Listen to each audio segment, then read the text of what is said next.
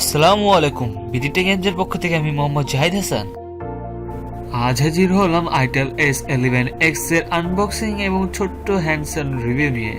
আজকের মোবাইলটি স্পন্সর করেছে মোবাইল পার্ক। আপনি যদি নাটোরবাসী হয়ে থাকেন তাহলে চলে আসুন কেন্দ্রীয় মসজিদ মার্কেটে তাদের শপে।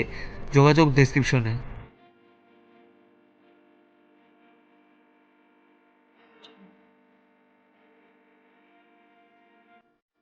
তো বন্ধুরা, আজকের মোবাইলটি আগে কাটা হয়েছিল, তো আমরা এখন দেখে নেই মোবাইলটির ভিতরে আমরা কি কি পাচ্ছি।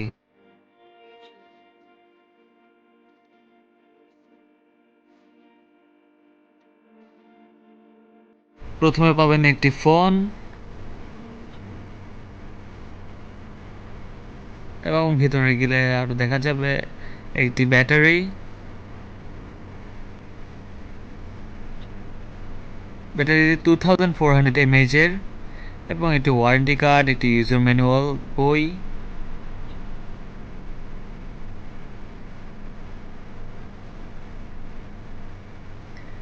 একটি USB to micro USB data cable, একটি পাওয়ার অ্যাডাপ্টার, একটি নর্মাল হেডফোন এবং অবশেষে একটি পাবেন ট্রান্সপারেন্ট ব্যাক পার্ট, যা আপনার মোবাইলকে সুরক্ষিত করবে।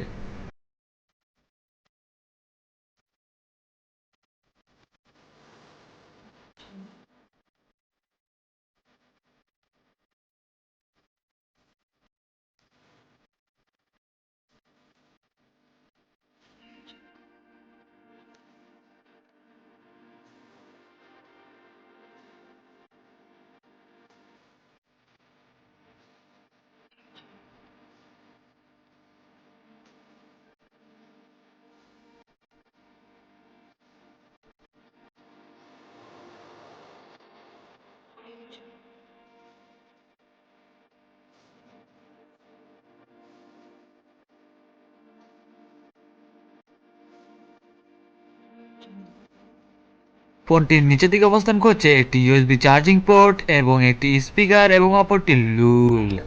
ডান দিকে রয়েছে ভলিউম রকার এবং পাওয়ার বাটন এবং উপর দিকে রয়েছে 3.5 mm অডিও পোর্ট এবং বাম পাশের দিকে পুরোটাই খালি। মাত্র 6490 টাকায় আমার কাছে এর ডিজাইনটা খুবই সুন্দর লেগেছে। মোবাইলটি দেখতে মেটাল বিল্ড হলেও এটি একটি প্লাস্টিক বিল্ড।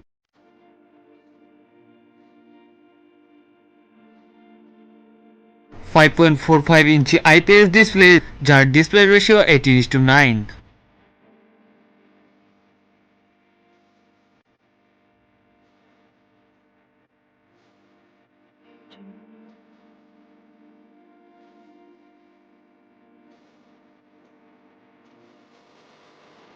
ফোনটিতে রয়েছে 1.3 GHz কোয়াড কোর প্রসেসর। ফোনটির operating system Android 8.1 Oreo version এবং এটি একটি গো এডিশনের ভার্সন। র্যাম হিসেবে পাচ্ছেন 1 GB এবং রোম হিসেবে পাচ্ছেন 8 GB। কিন্তু মামা, কথা হলো এই দামের মধ্যে মানে 6490 টাকার মধ্যে আপনি এইচডি ডিসপ্লে পাবেন, কিন্তু এটাতে আপনি পাচ্ছেন না। এটাতে পাচ্ছেন আপনি 480x960 রেজলিউশনের ডিসপ্লে। সাথে পাচ্ছেন চিরচেনা মিডিয়াটেক 6580 চিপসেট। এবং ফোনটি সেটিংয়ে গিয়ে সর্বনিম্ন মানে স্মার্ট অপশনে গেলে পাবেন ওয়ান হ্যান্ডেড মোড, যেখানে অন করলে আপনি ওয়ান হ্যান্ডেড অপশন পাচ্ছেন এবং কি সেটিংয়ে গেলে আপনি সেখানে গেস্টের কি পাবেন, ভার্চুয়াল কি, ডিফল্ট, ব্লা ব্লা ব্লা ব্লা। এবং আলাদা সুবিধা হিসেবে পাচ্ছেন ফেক কল, মানে বন্ধু বান্ধবের মানকে ফাইসা গেলে তখন আপনাকে এটা অনেক কাজে দেবে, যেখানে আপনি আম্মু আব্বু বানিয়ে যে কোনো ফেক কল করতে পারবেন খুব অনায়াসে এবং বন্ধুদেরকে দিন ধোকা।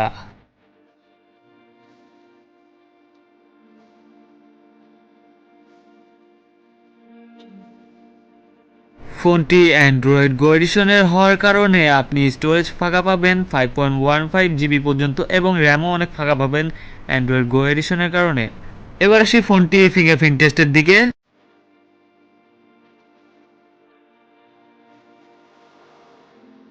এবং ফিঙ্গারপ্রিন্টের সাথে আপনি পাচ্ছেন কিছু স্মার্ট গেস্টার, তার মধ্যে অন্যতম হলো ফটো ক্লিক করা, অ্যান্সারে call, call recorder, stop, alarm, clock.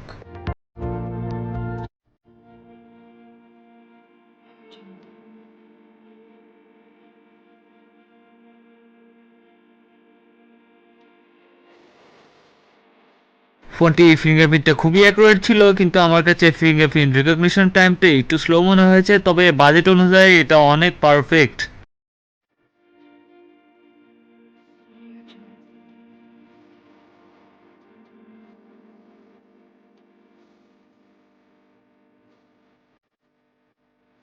ফোনটির সাথে ইন্টেলভাবে রয়েছে অ্যাপ ফ্রিজ,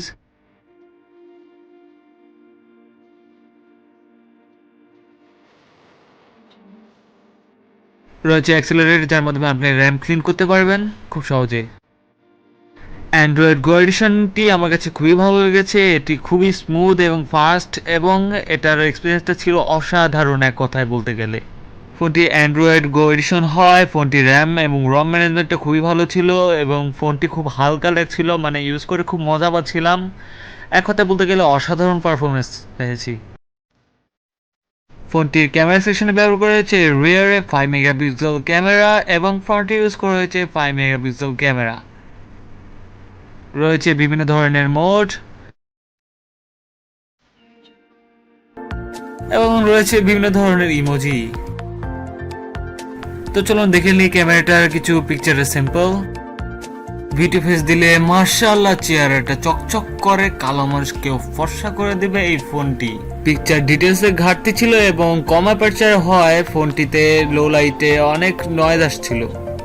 এইবার আমরা আসল কথায় আসি, সামনের ক্যামেরাতে বিউটি কেন বেশি, ময়দা মাখায় মুখ যে কেন চিকনা করো, ময়দা বাসি তো সরি।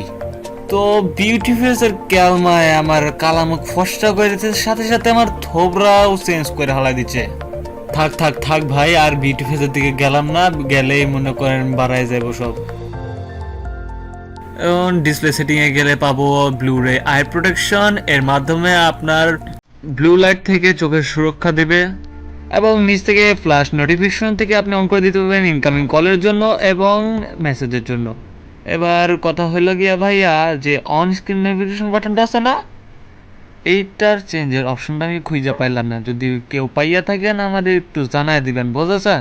ফোনটি অ্যান্ড্রয়েড ভার্সন 8.1 ওয়ারিও হওয়ার কারণে আপনি এতে পাবেন বিভিন্ন ধরনের ইমোজি, যা আগের তুলনায় অনেক ইমোজি অ্যাড করা হয়েছে এতে।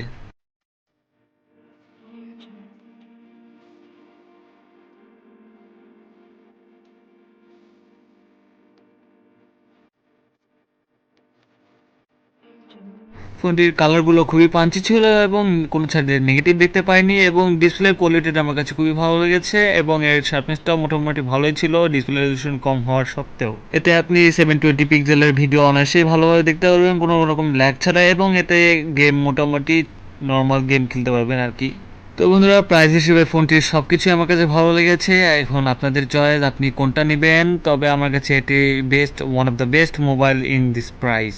তো বন্ধুরা, আজ এই পর্যন্ত, বেশি বকবক করতে চাই না। যদি আমার ভিডিওটি ভালো লেগে থাকে তাহলে ভিডিওটিতে লাইক করুন, কমেন্ট করুন এবং শেয়ার করুন, এবং আমার চ্যানেলটি সাবস্ক্রাইব করুন, এবং সাবস্ক্রাইব করার পর পাশের বেল আইকনটিতে ক্লিক করুন আমার লেটেস্ট ভিডিও সবার আগে দেখার জন্য। ততক্ষণ বিডি টিএমজির সাথেই থাকুন, ধন্যবাদ।